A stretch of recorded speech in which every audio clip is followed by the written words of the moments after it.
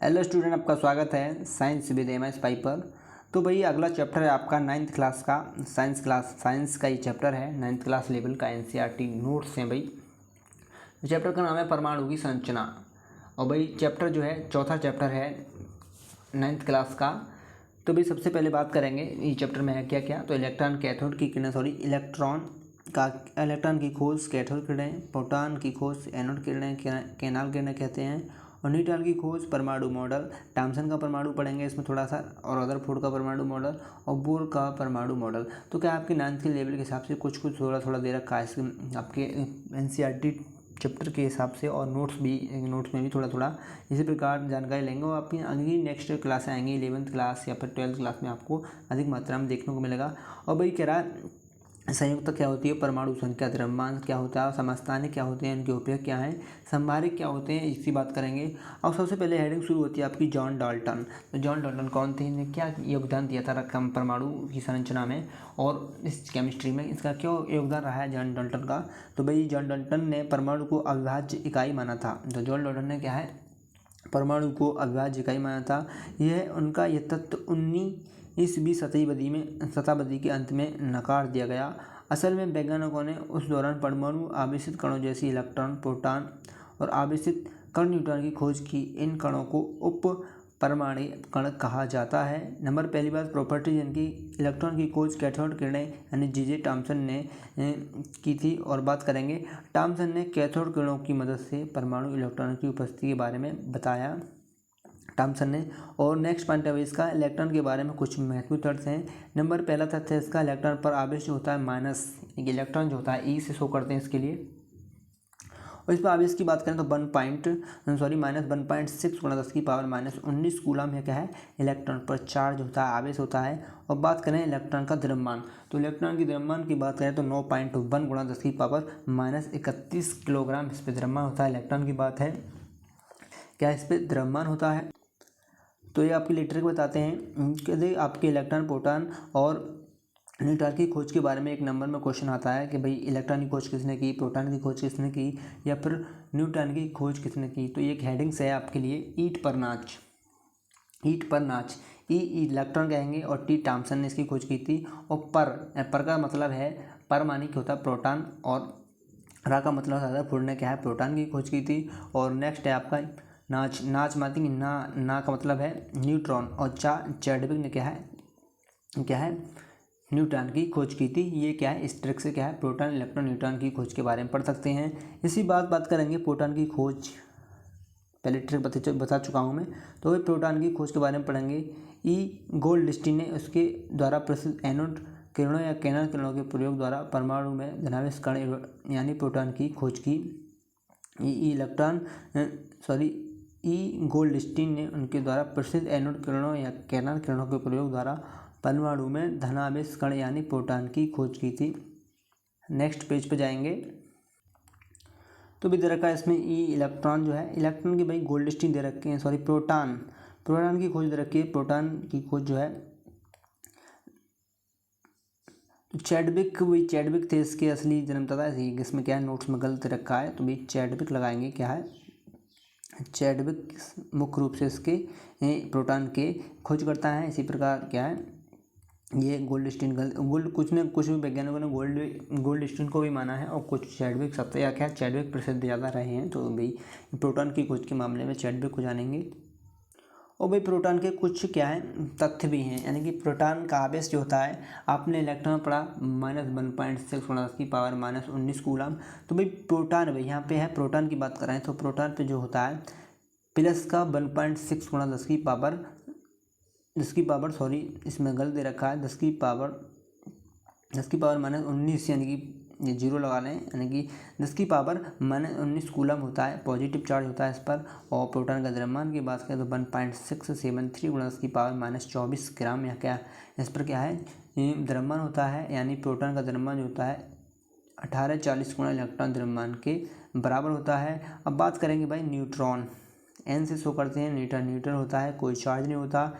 Neutron की बात करें तो जेम्स चैडविक ने हल्के तत्व लिथियम, बोरॉन इत्यादि की अल्फा कणों के साथ बढ़त करवाई, जिसके कारणवश एक नए कण जिसका द्रव्यमान प्रोटॉन के बराबर था तथा वे आवेश रहित थे और की उत्पत्ति सिद्ध की थी। यानी कि कहने का मतलब है सबसे पहले क्या है, चैडविक ने क्या है कुछ हल्के तत्व लिए, जैसे लिथियम बोरान लिया और अल्फा कणों के साथ क्या है इसकी बढ़ंत करवाई।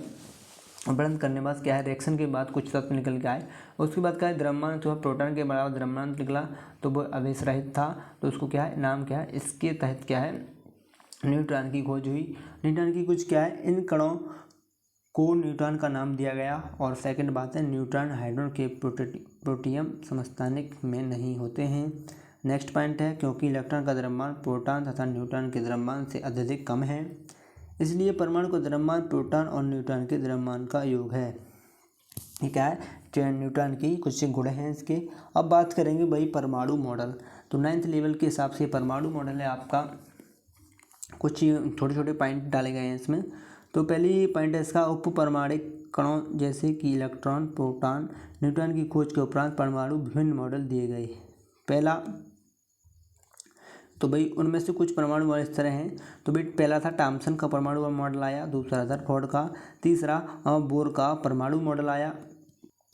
तो क्या इन दिनों में क्वांटम यांत्रिकी परमाणु मॉडल वैज्ञानिक तौर पर सही पाया गया और इसी मॉडल को स्वीकृत किया गया। यानी कि 3 परमाणु मॉडल आए। सबसे प्रथम पढ़ेंगे भाई थॉमसन का परमाणु मॉडल कक्षा में पढ़ाया जाएगा। यानी कि प्रथम जो है थॉमसन का परमाणु 9th लेवल के हिसाब से पढ़ेंगे। तो भैया थॉमसन के इस परमाणु मॉडल को कटा तरबूज मॉडल भी कहा है, नाम से ही जाना जाता है।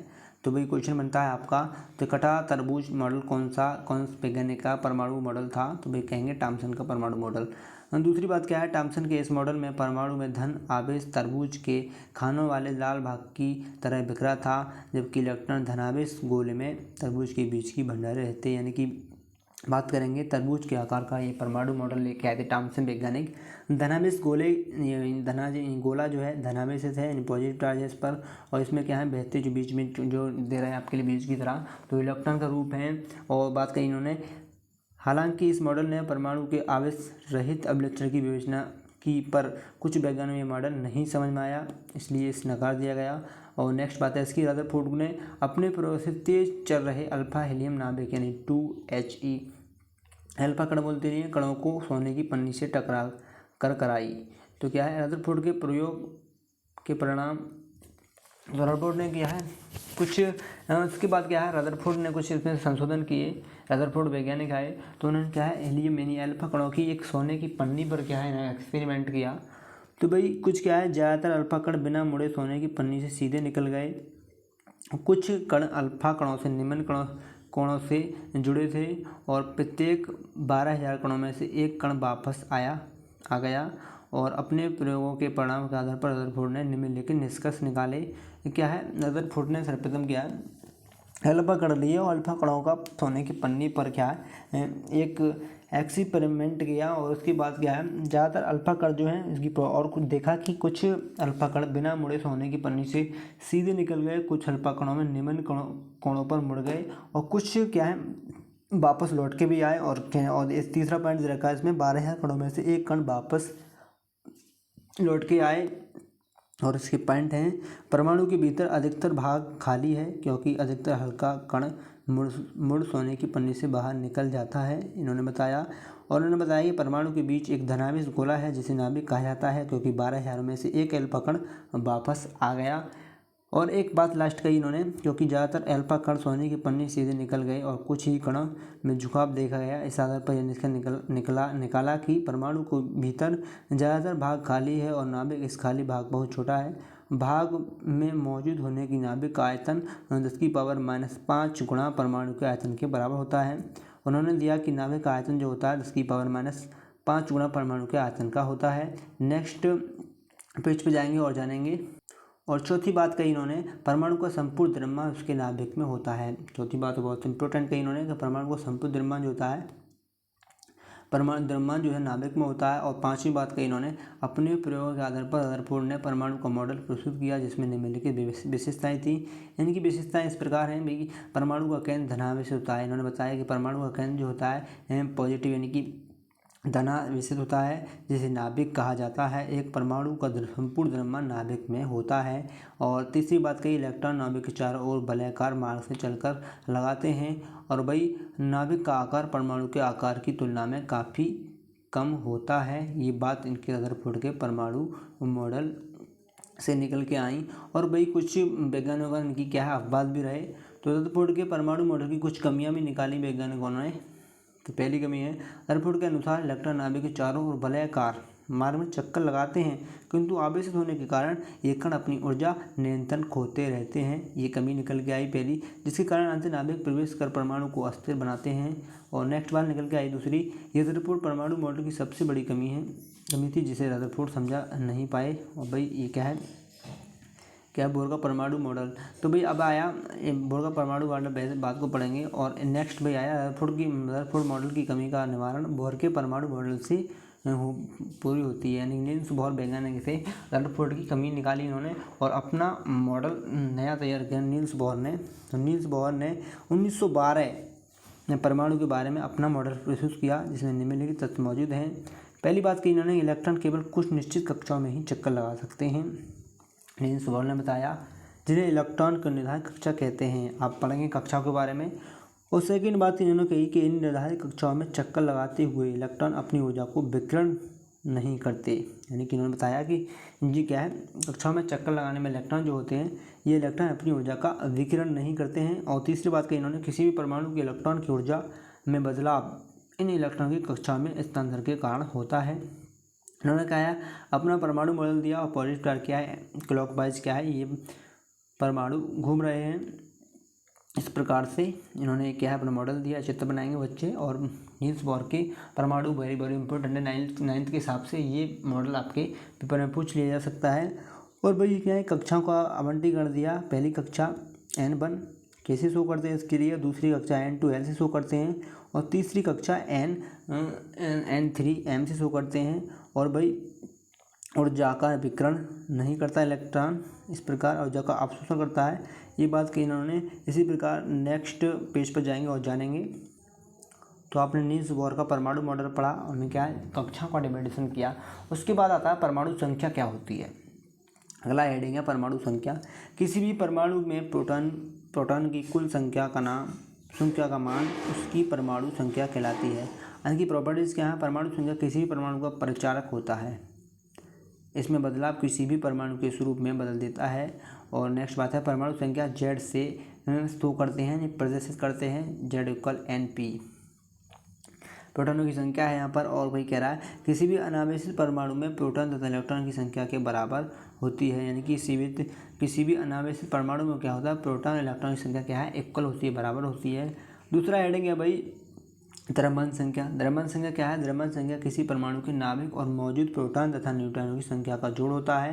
भाई क्या है द्रव्यमान संख्या जो होता है प्रोटॉन और न्यूट्रॉनों की संख्या का योग क्या कहलाता है, भाई परमाणु का द्रव्यमान कहलाता है, द्रव्यमान संख्या कहलाती है। ए से शो करते हैं कि तो ए फार्मूला याद रखेंगे, A=NP यानी प्रोटॉन प्लस N न्यूट्रॉन की संख्या बराबर द्रव्यमान संख्या।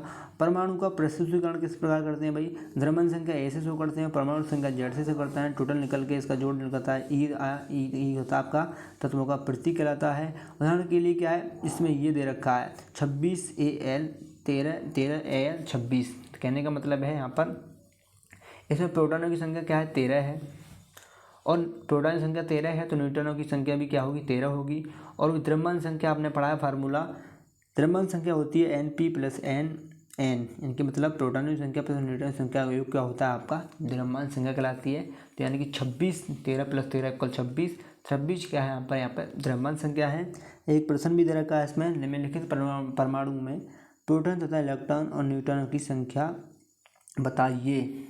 यानी कि 35 13 Cl 35 ये पहले दे रखा है। और दूसरा बी ऑप्शन है 11 Ma 23।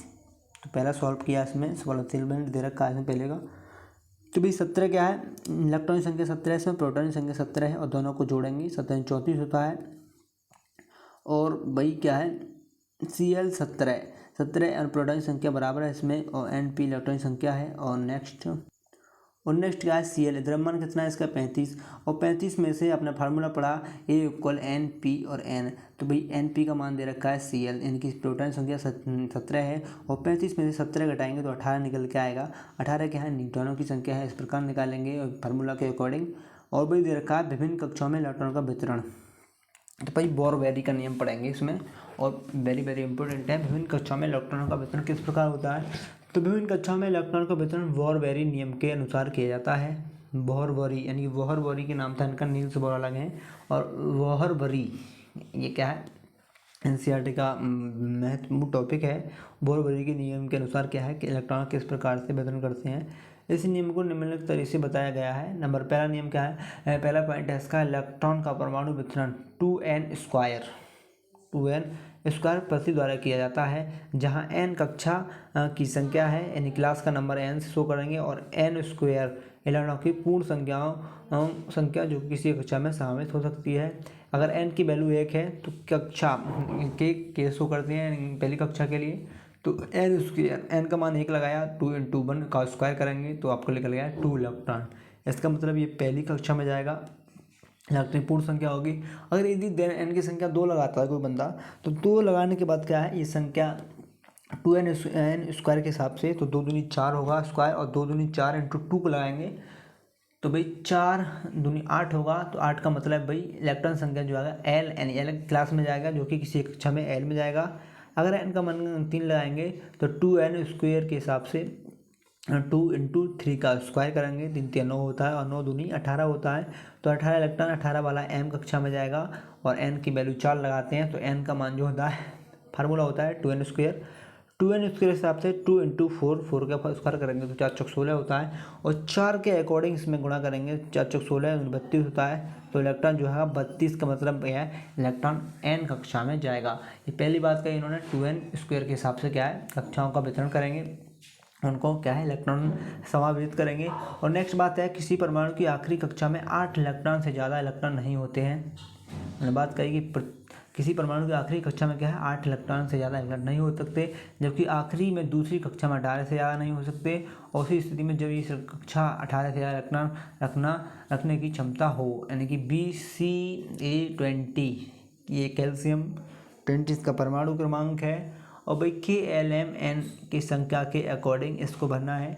तो भाई इन्होंने बताया कि प्रथम कक्षा में क्या है K अलग से पॉइंट है, तो K में क्या है 2 इलेक्ट्रॉन से मान कम नहीं रह सकता, 2 से अधिक में अगर जाता है तो इलेक्ट्रॉन L कक्षा में चला जाएगा, और L कक्षा का मान है 8 से 1 कम रहेगा तो इसमें रहेगा, और भी 8 से अधिक जाता है तो अगली कक्षा में आके प्रवेश करेगा, और उससे भी अधिक जाता है तो इस कक्षा में प्रवेश करेगा। इस प्रकार से क्या इसमें इलेक्ट्रॉनों को भरा गया है। तो 20 का करेंगे तो 20 का पहली कक्षा में 2 आया, दूसरी में L 8 आया, इसके बाद M है 8 दूनी 16, 2 18 होते हैं, और लास्ट कक्षा में 2 गया है। इस प्रकार क्या है 18 का इलेक्ट्रॉन को समावित किया गया है KLmn कक्षा के अकॉर्डिंग। अब भाई नेक्स्ट बिंदु है, आखिरी कोष में 2 इलेक्ट्रॉन से ज़्यादा तब तक नहीं आ पाएंगे जब आखिरी से दूसरी कक्षा में 8 इलेक्ट्रॉन भरे हो चुके हों। आखिरी से तीसरी कक्षा में 2n² निम्नानुसार पूर्ण रूप से भरी चुकी हो, तो Ca20 उदाहरण है इसका। और आखिरी कक्षा तीसरी कक्षा यानी 8 है इसमें, और 8 आखिरी से दूसरी कक्षा भी है, और सबसे बाहरी कक्षा 2 है, ये आपको साफ नज़र आ रहा है। इसके अकॉर्डिंग क्या है इलेक्ट्रॉन भरे गए इसमें, ये भी उदाहरण है इसका। तो भाई क्या है आपने इसमें बोहर-वरी के नियम KLmn इस नियम से क्या है इलेक्ट्रॉनों का समावेश होता है। इससे क्या आप फर्स्ट क्लास में जाएंगे तो आपके लिए एक नियम होगा, उसमें बोहर-वरी ने और तरीके से क्या है फर्स्ट S 2s 2p इसके हिसाब से क्या है इलेक्ट्रॉनों का वितरण होगा। यहाँ पर आप 9th लेवल के हिसाब से यही पढ़ेंगे। उसके बाद नेक्स्ट पे चलेंगे। तो कोई कुछ अन्य उदाहरण दे रखे हैं, K19 का उदाहरण दे रखा है 2 8 8 1 8 दूनी 16 2 10 और 1 10 नौरी 8 दूनी 16 2 18 और 1 19, यानी KLmn के अनुसार इससे क्या है इसमें क्या है इलेक्ट्रॉन भरे गए हैं। और भी Al एल्यूमिनियम 13 परमाणु क्रमांक इसका भी भरा गया है KLmn के अकॉर्डिंग, तो आप इलेक्ट्रॉन को KLmn अनुसार भर सकते हैं। कि में क्या है 2 इलेक्ट्रॉन आएंगे, दूसरे में L में आपके 8 आएंगे, M में आपके 8 से अधिक भी आ सकते हैं, और भाई लास्ट कक्षा में 32 से अधिक आएंगे, 16 और 32 के बीच आएंगे। तो क्या है KLMN का ये रूल्स है बोहरबरी का। इसके बाद पढ़ेंगे संयोजकता क्या होती है, वैलेंसी बोलते हैं इसकी इंग्लिश में। बोहरबरी नियम के अनुसार हमें ज्ञात है कि किसी परमाणु के अंतिम कोश में 8 इलेक्ट्रॉन भरे जा सकते हैं। हर तत्व अपनी बाहरी कोश में 8 इलेक्ट्रॉन भरने के लिए इलेक्ट्रॉन को अपने से मुक्त या अन्य तत्वों से इलेक्ट्रॉन का अवशोषण करते हैं, ये बताया बोहर संयुक्तता के नियम से। और भाई नेक्स्ट है 8 इलेक्ट्रॉन अपने अंतिम कोश में रखने हेतु जो इलेक्ट्रॉन कोई तत्व लेता या देता है, इलेक्ट्रॉन की इस संख्या जो लेने देने वाली उपयोगी है उसे संयुक्तता कहते हैं। अब भाई पहला पढ़ेंगे उदाहरण के माध्यम से कार्बन 6 2 4 इसकी क्या इलेक्ट्रॉन वितरण क्या ये प्रणाली है। संयुक्तता लास्ट वाली जो बाहरी कक्षा में 4 इलेक्ट्रॉन है इसके, तो 4 भाई इसकी क्या है वैलेंसी संयुक्तता है। नेक्स्ट नाइट्रोजन 7 इसका परमाणु क्रमांक है, एटॉमिक नंबर। और भाई इलेक्ट्रॉन का वितरण किस प्रकार करेंगे, पहली कक्षा में 2, दूसरी में 8 से ज़्यादा नहीं जाएंगे, 2 5 देखे हैं, 5 कम है 8 से, तो 5 से क्या है ये बैलेंसी शो करता है 3। कुछ तत्वों की बैलेंसी है, ये बैलेंसी शो करता है 3।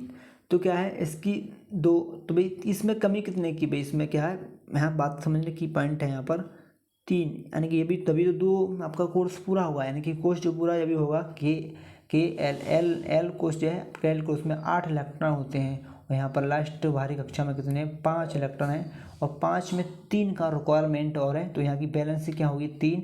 इसी प्रकार 2 4 दूसरी कक्षा में 8 इलेक्ट्रॉन होते हैं, और 8 में 4 की रिक्वायरमेंट और होगी, तो यहाँ की इसकी बैलेंसी क्या होगी इसकी 4 होगी। और इसी प्रकार नेक्स्ट उदाहरण दे रखा है O8, तो O8 का क्या है ऑक्सीजन का 8 परमाणु क्रमांक है, 2 और 6 इसका क्या है समान इलेक्ट्रॉन वितरण है। और भाई 2 पहली कक्षा पूर्ण है, दूसरी कक्षा में 2 इलेक्ट्रॉनों का कमी है, यानी 6 दे रखें 8 होने चाहिए 2, तो इसकी बैलेंसी क्या होगी 2। इस प्रकार से सभी इलेक्ट्रॉनों को पढ़ें। और भाई नेक्स्ट क्या है हल्के तत्व जैसे हाइड्रोजन हीलियम लिथियम बेरियम अपने अंतिम कोश में 2 इलेक्ट्रॉन भरते हैं, ये बताया गया। और अपने अंतिम कोश में 2 इलेक्ट्रॉन भरने हेतु जितने भी इलेक्ट्रॉन मुक्त या आवेशित करें वह उनकी संयुक्तता कहलाती है। यानी कुछ हल्के तत्व होते हैं जो कि हाइड्रोजन हीलियम लिथियम दे रखा है इसमें, अंतिम कोश में क्या है 2 इलेक्ट्रॉन ही रह जाते हैं, तो इनकी बैलेंस क्या है 2 इलेक्ट्रॉन भरने के साथ की आवेशित संयुक्तता कहलाती है। इसी प्रकार नेक्स्ट पेज पर जाएंगे तो हल्के तत्व के उदाहरण है भी हीलियम, तो हाइड्रोजन इलेक्ट्रॉन वितरण क्या है 1, यानी पहली कक्षा भी इसकी पूरी नहीं होती है, और एक कक्षा में पहली में क्या है 1 इलेक्ट्रॉन वितरण है, और पहली कक्षा में 2 इलेक्ट्रॉन होने चाहिए, तो इसका मतलब 1 इलेक्ट्रॉन की इसे रिक्वायरमेंट है। और भाई हीलियम का 2 परमाणु क्रमांक होता है, और 2 इलेक्ट्रॉन इसमें क्या है पहली कक्षा पूर्ण कर लेता है, इससे कोई इसकी क्या है इसकी बैलेंसी जो थी कोई न्यूट्रल है 0 दे रखी है इसकी बैलेंसी। और इसी प्रकार लिथियम 3, तो 2 3 यानी 2 1 यानी कि इसमें इलेक्ट्रॉन की बात करें दूसरी कक्षा में तो 1 इलेक्ट्रॉन की ये क्या है रिक्वायरमेंट है, ये क्या है इसके बाद भी शो करते हैं ये L3 वाला। और भी चौथा दे रखा है इसमें बेरियम 4, तो 2 2 यानी कि 2 इलेक्ट्रॉन बैलेंसी, यानी कि कुछ हल्के तत्वों की बैलेंसी की बात करें या तो उसे जो बाहरी कक्षा में इलेक्ट्रॉन की आवश्यकता होती है वही उसकी बैलेंसी कहलाती है। बात नोट कर लीजिए दिमाग में, कुछ हल्के तत्व में बायोलॉजी के अकॉर्डिंग तो उनकी जो बाहरी कक्षा में इलेक्ट्रॉन होते हैं उन्हीं तत्वों को उनकी बैलेंसी मान लिया जाता है। अब बात करेंगे भाई समस्थानिक क्या होते हैं, एक ही तत्व के ऐसे परमाणु जिनका परमाणु संख्या बराबर हो पर द्रव्यमान संख्या भिन्न हो, ऐसे परमाणु समस्थानिक कहलाते हैं। तो कहने का मतलब है एक ही तत्व के ऐसे परमाणु जिनका परमाणु संख्या बराबर हो, यानी एटॉमिक नंबर बराबर होता है और द्रव्यमान संख्या भिन्न होती है, उन्हें हम समस्थानिक कहते हैं। इसकी परिभाषा है वेरी वेरी इंपॉर्टेंट परिभाषा है, और आपके एग्जाम में पूछ भी आ सकती है। उदाहरण दे रखा है, उदाहरण लिख के आएंगे आप। क्लोरीन के 2 समस्थानिक होते हैं जिनकी द्रव्यमान संख्या 35 है और 37 होती है, पर क्या है द्रव्यमान संख्या 35 और 37 है, बट इसकी जो एटॉमिक नंबर की बात करी जाए तो ये इसका 17 है। उपयोग क्या है यूरेनियम समस्थानिक का उपयोग परमाणु संयंत्र में ईंधन के तौर पर किया जाता है। और बात करें कोबाल्ट का समस्थानिक कैंसर के उपचार में किया जाता है, और आयोडीन के समस्थानिक का उपयोग घेंघा के उपचार में किया जाता है। अब बात करेंगे भाई संभारिक, थ्योरेटिकल मामला है 9th लेवल के हिसाब से ज़्यादा, तो अलग अलग तत्वों के ऐसे परमाणु जिनका द्रव्यमान संख्या एक जैसी होती है पर संभारिक कहलाते हैं। कहने का मतलब है द्रव्यमान संख्या समान होती है और परमाणु संख्या भिन्न होती है वो क्या कहलाते हैं, समभारिक कहलाते हैं। और आपने पहले पढ़ा समस्थानिक क्या होते हैं, समस्थानिक में क्या होता है, यानी कि क्रमांक संख्या यानी एटॉमिक नंबर इनका समान होता है वो समस्थानिक कहलाते हैं। परमाणु द्रव्यमान भिन्न होता है। और इसमें क्या है, समभारिक की बात करें तो इसमें परमाणु द्रव्यमान समान होता है और परमाणु क्रमांक असमान होता है, इसलिए इसे क्या कहते हैं, समभारिक कहते हैं। उदाहरण के लिए इसमें दे रखा है कैल्शियम 2040 और आर्गन 1840। तो भाई 20 इसमें क्या है 40-40 दो ग्रुप हैं इसमें, तो 40-40 के द्रव्यमान समान है तो क्या है समभारिक का शो करते हैं। और भी 24-24 यानी 11 Mg 24 और 12 Mg 24, तो क्या है 24 और 24 के द्रव्यमान समान है बट क्या है परमाणु क्रमांक असमान है। तो ये समभारिक के उदाहरण है। और कुछ क्वेश्चन भी दे रखे हैं इसमें, तो इनको भी सॉल्व करें। यदि n की परमाणु संख्या 7 है तो इनकी संयोजकता का मान ज्ञात कीजिए। आपने उदाहरण पढ़ भी रखा है। परमाणु के निम्न जोड़ों को क्या कहा जाएगा, यानी कि दे रखा है इसको क्या कहा जाएगा, समभारिक कहा जाएगा। आप उत्तर में मैं बता देता हूँ, तो समभारिक कहेंगे इसके लिए, समभारिक मिटा देते हैं, इसके लिए क्या है समभारिक कहेंगे। ओके, 3 उप परमाणु कणों के नाम लिखें, ये आपके इसी चैप्टर में दे रखे हैं। और n की परमाणु संख्या 7 है तो इसकी संयुक्ता का मान ज्ञात करें, ये भी पढ़ा है आपने, 3 संयुक्ता होगी इसकी। तो चैप्टर क्लोज होता है, चौथा चैप्टर था 9th क्लास का। इसी प्रकार अगला चैप्टर आपको इसी चैनल आपको जल्दी प्रोवाइड आएगा। वीडियो तक देखने के धन्यवाद। ये जो क्या है NCERT का नोट है, हिंदी मीडियम वाले बच्चों के लिए वेरी वेरी इंपॉर्टेंट नोट्स है। और आपको सॉल्यूशन वीडियो सभी चैप्टर खत्म हो जाएंगे तो एक एक चैप्टर के हिसाब से इनका सॉल्यूशन भी आएगा आपके बोर्ड एग्जाम तक। वीडियो तक देखने के धन्यवाद।